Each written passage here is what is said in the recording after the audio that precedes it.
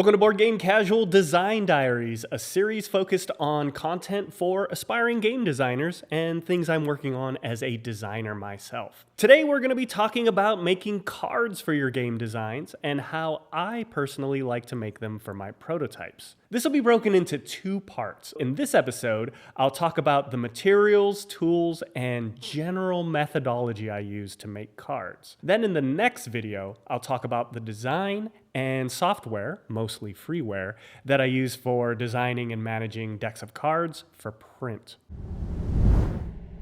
If you're designing a board game, chances are that it'll use some form of cards, even if your game doesn't center around deck building or hand management, for example. It might use cards that are used as resources, currency, endgame goals, enemies, or ways to add variability or randomness to the game setup. And when prototyping a game, cards are some of the most convenient game pieces to make, even as a temporary placeholder for what will ultimately be a different kind of component. For example, maybe you have an idea for a tile laying game. It's probably easier to start with making cards to represent your tiles than figuring out how to print and straight cut pieces of cardboard. Cards can be used as player tokens instead of figurines, or mini player tableaus. I've even used cards as a way to lay out a simple game board in pieces, rather than trying to print it out onto one big sheet of paper. We're talking early stages here, just enough for basic testing to see if your idea functions. You don't have to be perfect looking in the beginning concept phase. And of course, cards are a great way to make simple player aids or instructions for your prototype. So I encourage you to think about using cards wherever you can.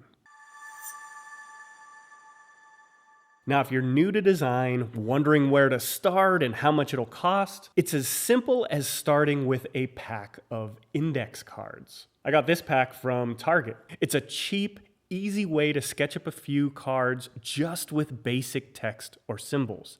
This can be the quickest way to start getting the ideas out of your head and onto the table.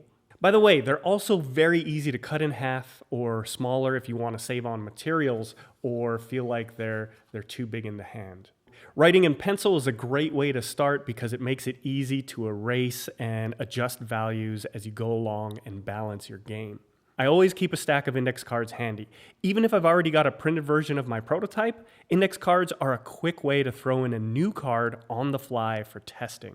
Now, while index cards are great for a fast proof of concept, printing cards are much more playtesting friendly and where your prototype will start to look like a real game. And if you're like me, I get a lot more excited and motivated by my designs once I'm printing things.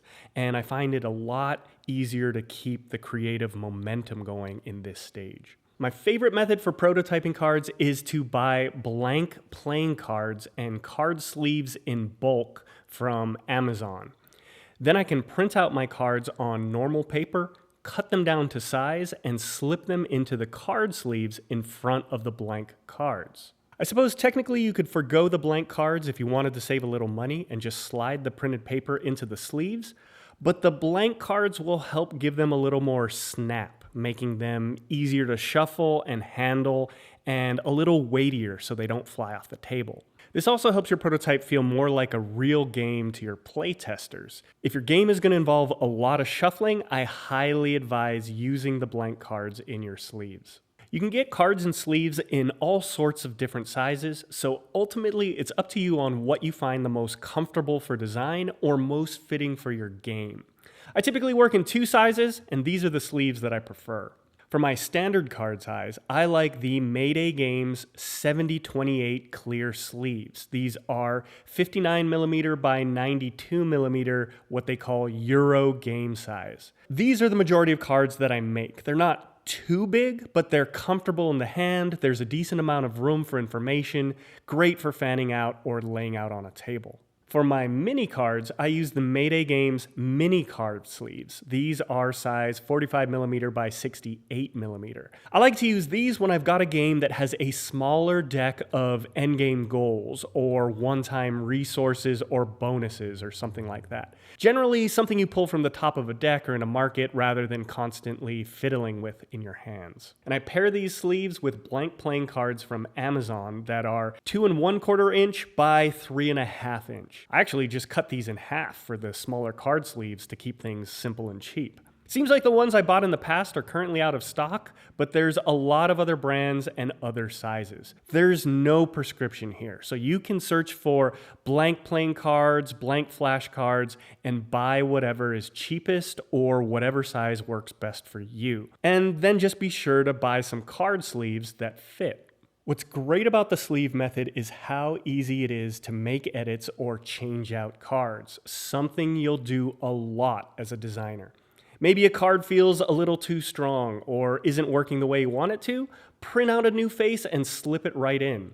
I often like to leave the first draft right in the sleeve in case I'm doing multiple tests and want to do a comparison by simply switching a card face out. It's also great for making edits on the fly. For example, maybe during a testing I found a card to be a little too powerful or too weak. I might just handwrite directly on the card or sketch up a new version on an index card and slip it in the sleeve temporarily until I can print a replacement at home later.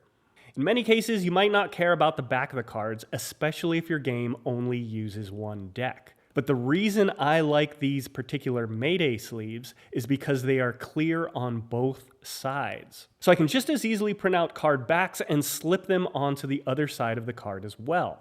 Here's an example from a game where I separated my level 1 quest cards from my level 2 quest cards. Along the way, I found some of the level 1 cards were a little too difficult or costly to be considered entry level, and vice versa with some of the level 2 cards. So just like the card faces, the sleeves make it super easy to assign a card to another deck, something you couldn't do as easily if these were hard printed on cardstock. Using sleeves with blank cards and printouts that you slip in is definitely my preferred way for making cards, especially for a game that's at the level of readiness to be brought to a playtesting group. And index cards are great if I'm not in front of the computer or really want to sketch something out quick, just to try an idea out myself or maybe with my girlfriend. Now, given those two methods, I thought I'd also share my buddy's preferred method for creating cards. He likes to use the same blank cards from Amazon, but instead of sleeving them, he likes to write and draw on them with erasable color ballpoint pens. The blank cards by themselves feel way more natural than if they were sleeved. And of course, much snappier to shuffle and comfortable in the hand with their rounded corners compared to the index cards. The cards are kind of glossy, so erasing the color pens works fairly well if he wants to make changes. He likes to keep his prototypes in this state for as long as possible until he's then ready to order some custom printouts of actual cards. Now, I personally prefer the sleeving method, especially since I prefer card design and management on the computer in my earlier stages. But you might find writing directly on the cards works well for you, and it certainly saves on having to buy sleeves, or if you don't have access to a printer. We've talked about index cards, blank playing cards, sleeves, pencils, markers, or erasable pens, and hopefully access to a printer. You don't need anything fancy here as long as it can print. Being able to print in color, of course, is nice, but not required. So a cheap printer that doesn't cost an arm and a leg for ink will do fine. Or maybe you're lucky enough to use a printer at work. You know, during off hours, of course. Other than that, I recommend a good pair of scissors for cutting your cards out of paper or cutting other cards down to size. Maybe an X-Acto blade and a straight edge, in which case I also highly recommend getting a self-healing cutting mat like this one so you don't scratch up your table. Or better yet, a paper cutter. A paper cutter will save you a ton of time, especially if you're cutting out a lot of cards. I got this Doll 508 personal rotary trimmer off of Amazon several years ago after doing a bunch of research and have been really happy with it. I like that it has a self-sharpening blade and it can cut in both directions. And I find the ones with a sliding blade much more reliable than the ones with a chopping arm. There are a lot of different brands and styles at a lot of different prices, so just be sure to do your research here. You certainly don't need to spend money on a fancy paper cutter out of the gate. Starting with a pair of scissors is fine. And then as you get more into prototyping, you can find a paper cutter that's worth investing in. I did also happen to buy this a while back, but I haven't had the opportunity to use it yet. It's a corner cutting tool from Japan that will cut rounded corners of your cardstock. You can even adjust the diameter of the curve you want to cut. I thought this would be handy for making cards, but honestly, if you're using the sleeve method, the rounded corners don't really matter at all, since everything goes right into the sleeves. So there you have it, the tools and materials for making cards and how I like to make my prototypes. And hey, if you're just starting out, start small and start simple. Maybe you want to try making a simple little card game. Or even if you've got a bigger game in mind, you might find it useful to break it into smaller chunks. The quicker you can get your ideas into a physical form and see if it functions, even at a basic level, the better. These cards, for example, were an idea I had for a possible battle mechanism. I don't even have the bigger game worked out yet, but this idea popped in my head for a Roman gladiator theme game I'm working on, and I just wanted to test it out.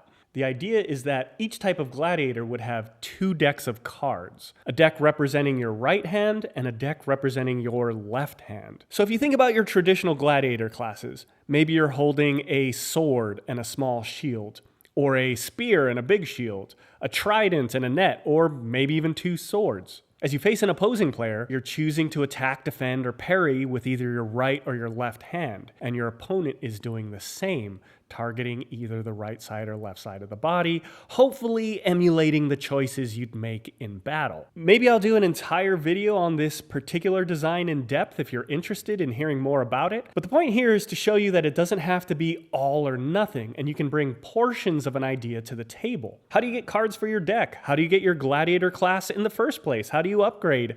I don't know. I just wanted to see if a right hand, left hand 2-deck mechanism would work. And honestly, right away, I found a lot of flaws in it not working as well as it did in my head. And now I can make changes without having a bunch of work vested in the rest of the game. In fact, I don't even think this would be the best combat mechanism for my original game idea, and it might be better suited for a different type of game. This is all part of the game design process and why it makes sense to prototype your cards as flexible as possible.